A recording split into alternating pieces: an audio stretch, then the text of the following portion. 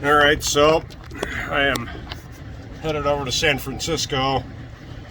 It is Thursday, the 4th of June, 2026, and I'm actually going to go get this cut off.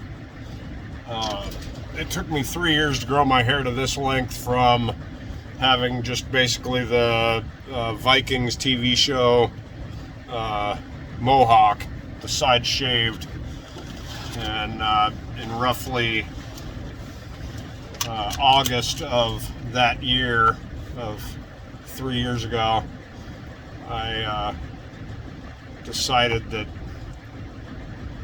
I wanted to grow my hair out, hoping that it might help me find a girlfriend in my age group who really liked guys with long hair, like the Fabio look. And it hasn't changed anything. I'm in California, I'm a conservative, I'm a Christian, and I'm living in San Francisco. All the women essentially hate men unless they're soft, and you have to be very masculine and wealthy and outgoing to find any girlfriends in this city. Of like probably my 10 closest friends, if they're not married for 20 years, they're all single, every single one of them. None of them can find a girlfriend or a wife. So even though everybody loves my hair, and I know a few women who I told them that I was going to cut it off, a couple of them did say, "Oh no, don't do that." One of them, she like hit on me and wanted me to go on a date with her, and then I planned the whole date out and she stood me up. The same thing happened to the girl Jen up in Oroville. As soon as I asked her out, I got her phone number, I asked her out, and she flipped out. She suddenly wanted nothing to do with me anymore. We were getting along fantastically until there was a chance that we might date. And then it was immediately a shift. So it has nothing to do with how much hair I have or any of that. It's all about the fact that on the left here, especially here in San Francisco, men are not allowed to be masculine, and if you even act masculine, it doesn't matter how you look, you're not going to get a date. The only men I know that have relationships are either gay, and I'm not gay and never will be, although I'm sure I could find myself a gay boyfriend if I was into that. But you're either gay, so you have a boyfriend, not a girlfriend, or you're so soft that you go for one of these women that wants to be the man in the relationship. She wants to be the dominant person in the relationship, and I just can't even do that. It's just not in my personality type. So even though women look at me all the time, I cannot find one that actually wants to have a relationship or even consider dating to maybe get a relationship. So since I just got my CDL and I'm interviewing with all these different companies, one of the things that drives me crazy about my hair is that when I'm sitting here in the seat, my hair gets stuck behind me, and when I try to lean forward, it pulls my hair because I'm leaning on it, sitting on it. 90% of the time I keep it in hair ties so that it's not blowing around, because I hate it tickling my face and getting in my mouth and behind my glasses. It just drives me crazy.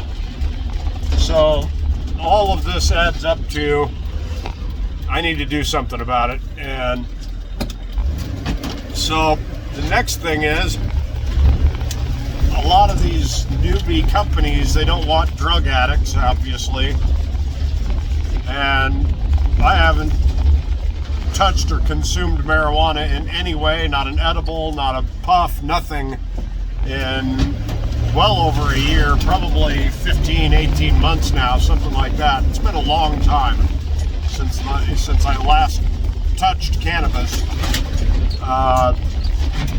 But the companies that hire new drivers, they have you do a urine analysis and go and get a hair follicle test. And I am just worried that with 3 years worth of growth on my head, they might be able to find marijuana in it somewhere if they were to look far enough down the shaft. They're only supposed to look at the last inch and a half roughly, but because that's 3 months worth of growth on the average person.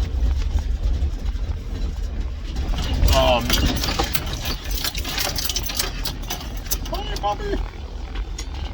I even found one trucking company that doesn't trust your head hair.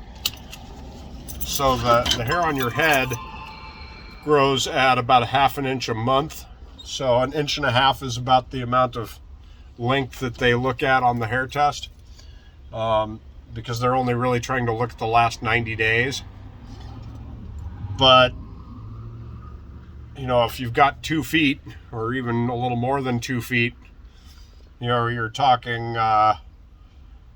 you know, quite a long time, and I don't want any risk of them looking at my hair and going, oh yeah, look, 15, 18 months ago he was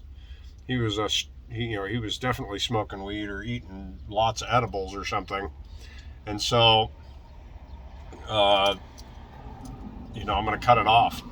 I'm going to have basically the same hairstyle. It's going to be, you know, way shorter.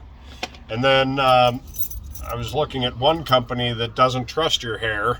I guess the hair on your arm grows at significantly slower rate of speed. So your arm hair can show 6-7 years. And a couple of companies that I looked at actually will shave your whole forearm, and if you get any positive whatsoever, they'll put it on your record with the FMCSA, and you won't get a job anywhere. You'll literally be considered unemployable because you popped a you popped positive on a drug test, even though it's been, you know, 1.5 years since I smoked it. It would still come up positive. And here's the worst part, is that sometimes just having it wafting through the air, some people say that it gets into your hair and you'll end up failing a hair test. I'm in San Francisco. I smelled weed just coming out of the marina just now, coming out to my truck. Somebody on the waterfront on Treasure Island, touristing or just hanging out over there, was smoking, and I just smelled it wafting in the wind. So, you know, it has to happen, and it'll be a lot easier to deal with when I'm, you know, in the truck. I could wash my hair in a sink at a rest stop, you know, and if it's short, this, not a chance. So it'll resolve my getting it in my mouth and blowing around and tickling my face and getting my hair pulled on the back of my neck. And like I said, this only took me 3 years to grow from, like, you know, that long. So if I ever want to grow it back, I'll just grow it back.